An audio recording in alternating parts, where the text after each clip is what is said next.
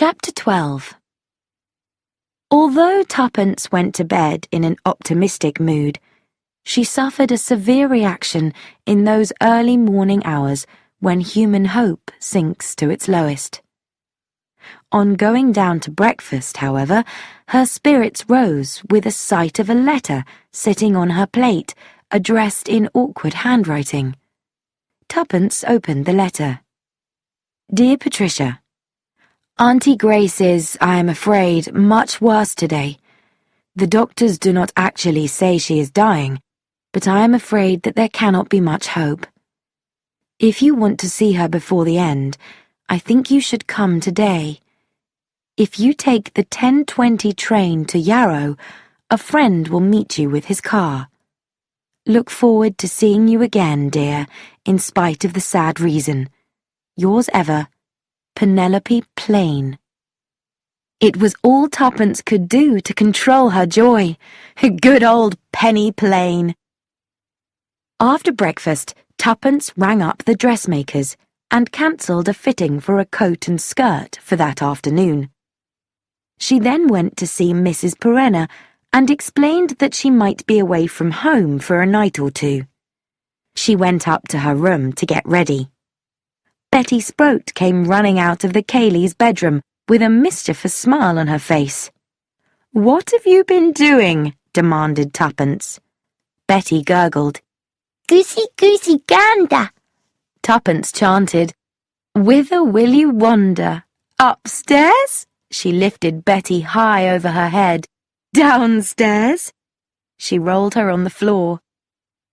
At this minute, Mrs. Sproat appeared, and Betty was taken off to be dressed for her walk. "Hide," said Betty hopefully. "Hide." "You can't play hide-and-seek now," said Mrs. Sproat. It was 10 o'clock as she left Sans Souci.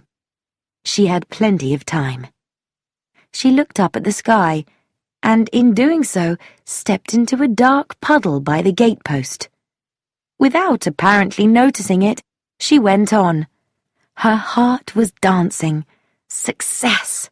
Success! They were going to succeed. Yarrow was a small country station where the village was some distance from the railway. A car was waiting outside the station. A good-looking young man was driving it. He touched 2 fingers to his cap to Tuppence, but the gesture of respect didn't seem to be one he was used to making. Tuppence kicked the front tire. "Isn't this rather flat?" "We haven't got far to go, madam." She nodded and got into the car. They drove not towards the village, but towards the hills. After taking a winding road over a hill, they took a side track that went down sharply into a deep valley. From the shadow of a small group of trees, a man stepped out to meet them. The car stopped, and Tuppence, getting out, went to meet Anthony Marsden.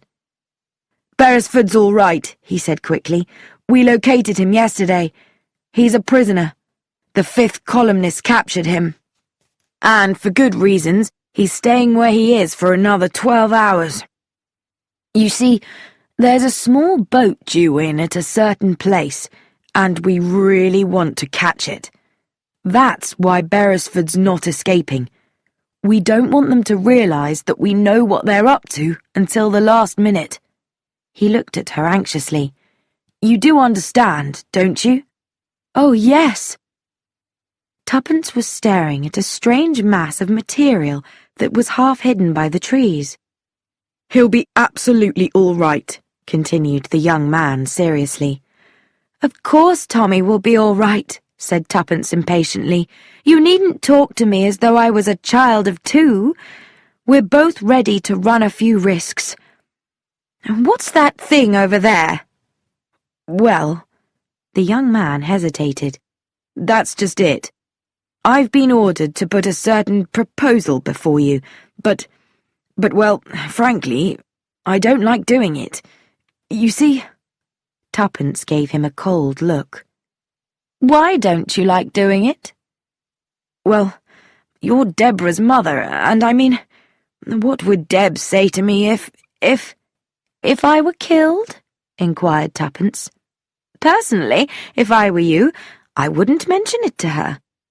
Just tell me about the dangerous and unpleasant job I have to do. You know, said the young man with enthusiasm, I think you're splendid. Simply splendid. Enough compliments, said Tuppence. I'm admiring myself a good deal, so there's no need for you to join in. What exactly is the big idea? Tony pointed to the material in the trees. That, he said, is a parachute. Aha, said Tuppence. Her eyes shone. There was just one parachutist, went on Marsden. Fortunately, the LDVs around here are an alert group of men. The parachutist was seen, and they captured her.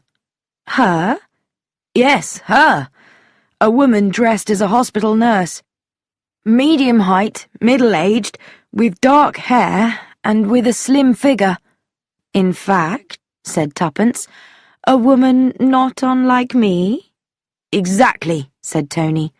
The next part of it is up to you. Tuppence smiled. She said, Where do I go, and what do I do?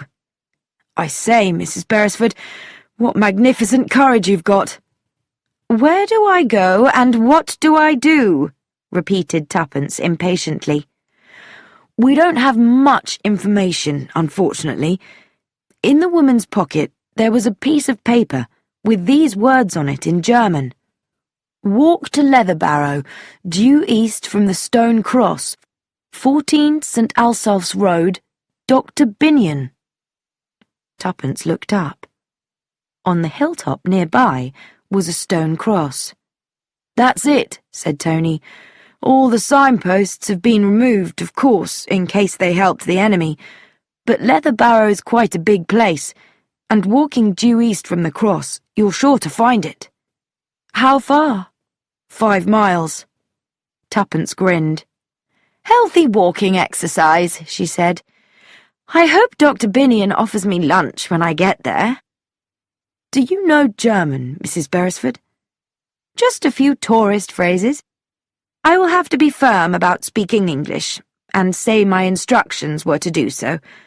Well, lead me to it. We've got everything here, and a policewoman who's an expert in the art of make-up, explained Tony.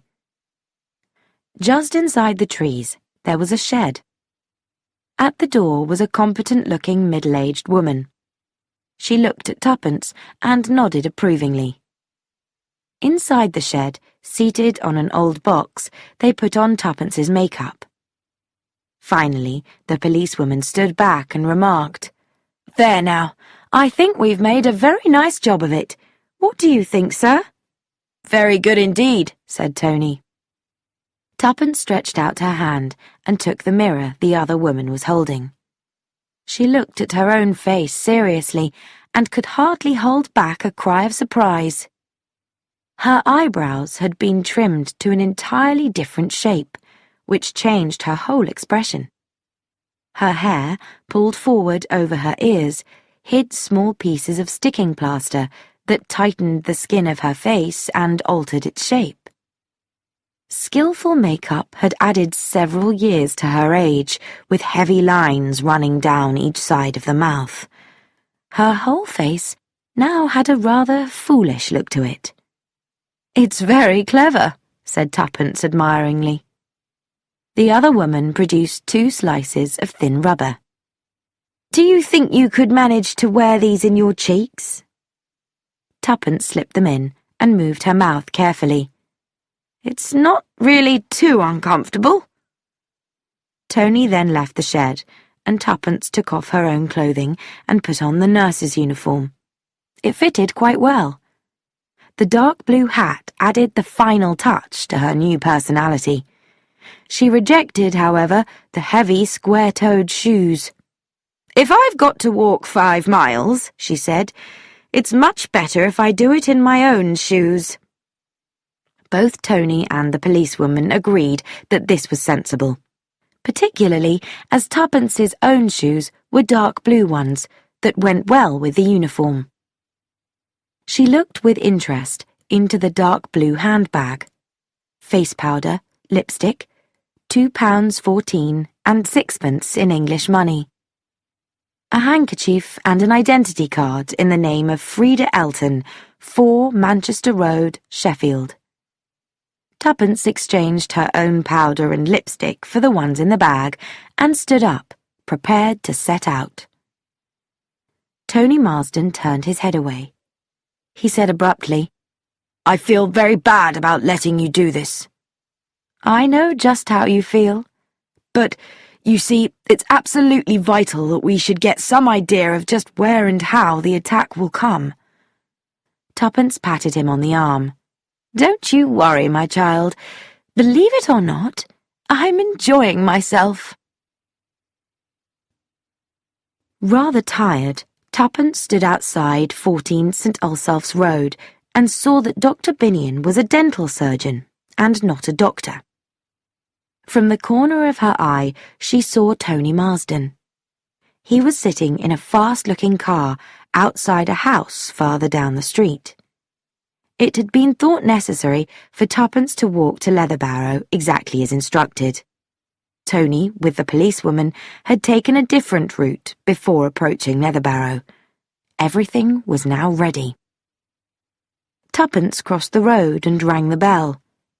The door was opened by an elderly woman. "Dr. Binion?" said Tuppence. The woman looked her slowly up and down. "You will be Nurse Elton, I suppose?" "Yes." "Then you will come up to the doctor's surgery." She stood back and the door closed behind Tuppence, who found herself standing in a narrow hall. The maid went up the stairs in front of her and opened a door on the first floor. "Please wait. The doctor will come to you." She went out, shutting the door behind her. A very ordinary dentist's surgery, somewhat old and worn out. Soon the door would open and Dr. Binion would come in. Who would Dr. Binion be? A stranger? Or someone she had seen before? If it was the person she was half expecting to see... The door opened. The man who entered was not at all the person Tuppence had thought she might see. It was someone she had never considered as being N. It was Commander Haydock.